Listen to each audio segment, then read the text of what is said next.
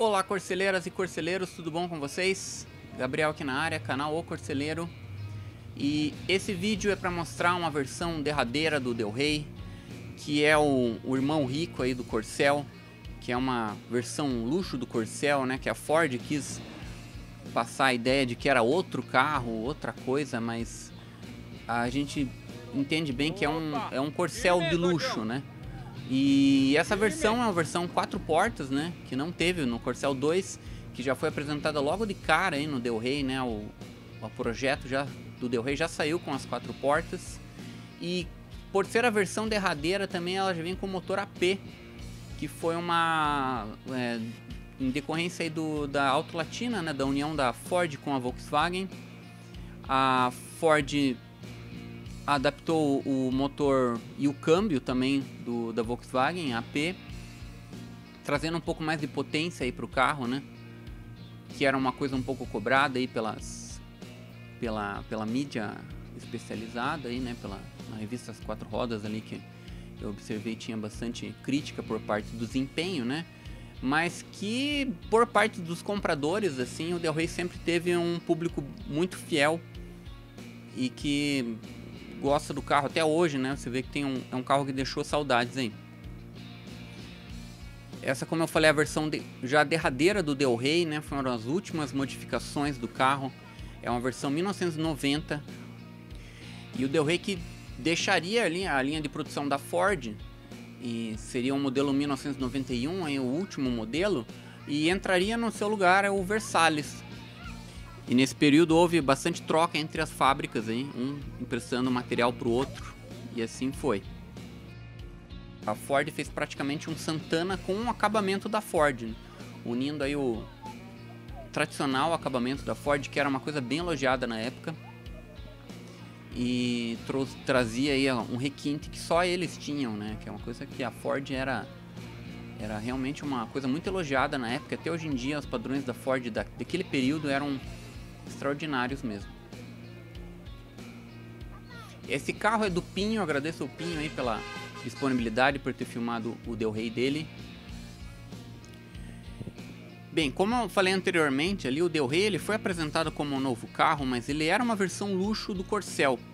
E inclusive tem algumas matérias da revista Quatro Rodas aí que eles já tinham alguns segredos revelados ali antes do lançamento do Del Rey, que o nome do projeto era um Corcel Ômega, né? Ele tinha como nome um Ômega, que não tem nada a ver com o Ômega da Chevrolet, que foi lançado muito depois. E ele tinha o objetivo de substituir o Galaxy numa linha mais luxuosa da Ford. Então a Ford preferiu não vincular ele com o Corcel 2, embora ficasse meio óbvio assim a relação, né?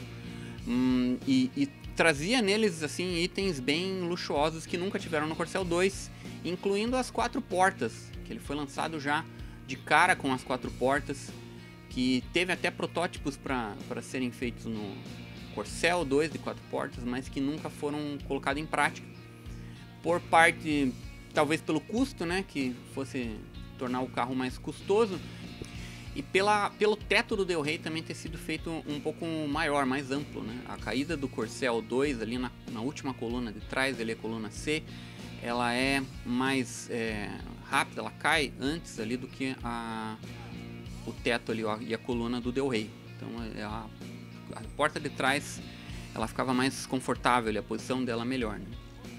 E vários itens aí foram, né, disponibilizados no Del Rey, como direção hidráulica, ar-condicionado, vidros elétricos, coisas que anteriormente não tinham no Corcel. Alguns foram para o Corcel 2, aos poucos ali a Ford foi apresentando, mas alguns nunca tiveram.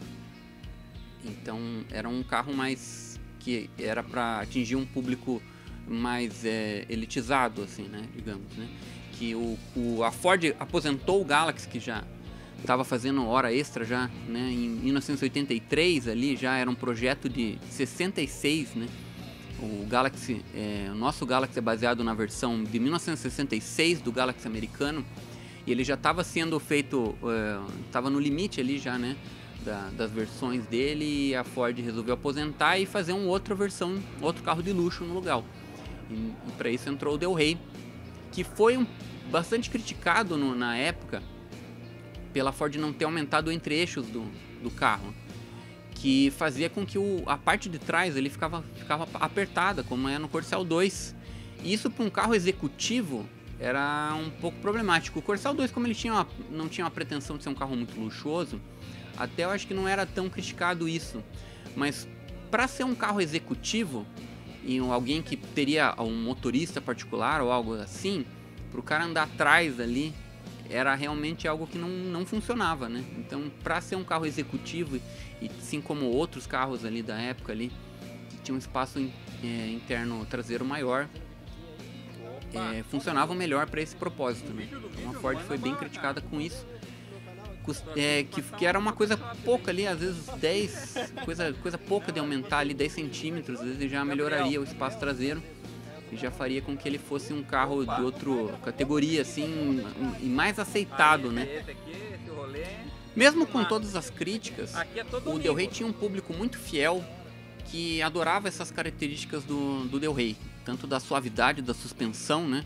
Que muitas vezes era tida como muito molenga ali nas curvas ali, mas que era um adjetivo do carro e o público não via problema nisso. E também pela questão do acabamento. O acabamento do Del Rey e da Ford na época era uma coisa muito elogiada, era uma coisa que era um dos maiores atributos da marca. Na edição de setembro de 1989, a revista Quatro Rodas fez um teste com a nova versão do Del Rey com motor AP. A edição testava uma versão guia, mas o motor AP ele era para toda a linha do Del Rey.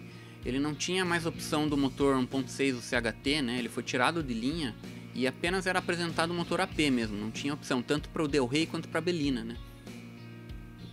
As fotos são do Marco De Bari e do Cláudio Laranjeira. E essa edição é bem interessante porque ela compara o motor AP com a performance do motor CHT antigo, né? O que foi mudado foi basicamente o motor e o câmbio. O resto do carro permaneceu igual e realmente ele teve uma melhora no desempenho, só que com a consequência do aumento de consumo, né? E o nível de ruído interno do carro foi reduzido porque foi instalada uma manta acústica no capô, na parte interna do capô, que fez com que o ruído do motor diminuísse para os ocupantes do carro. Que o engate de marcha também foi uma coisa bem elogiada, porque o câmbio da Volkswagen havia muitos anos já ele tinha um engate mais preciso que o da Ford, era uma coisa bem elogiada pelas revistas especializadas. Esse vídeo foi gravado aqui no Domingo no Parque, aqui no Encontro de Carros Antigos. Aí você vê esse Del Rey lindo do Pinho e o diferencial dele, né, que é as 4 portas, que ao meu ver aqui é uma opinião minha, né, uma opinião própria, fica bem mais bonito. O Del Rey, as 4 portas caem muito bem nele, embora sejam portas pequenas, né, não são portas muito grandes, né, pela questão do entre-eixo ali, aquele problema que a Ford poderia ter resolvido, mas não resolveu. Mas ele fica muito elegante aí, com o descanso do braço ali no banco traseiro. É um carro muito elegante, muito luxuoso. Era o carro mais luxo da época da Ford, né?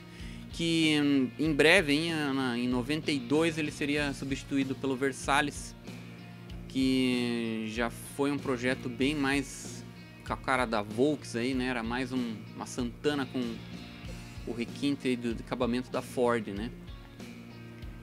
E aqui a gente se despede dessa nave aí do Del Rey Guia do Pinho.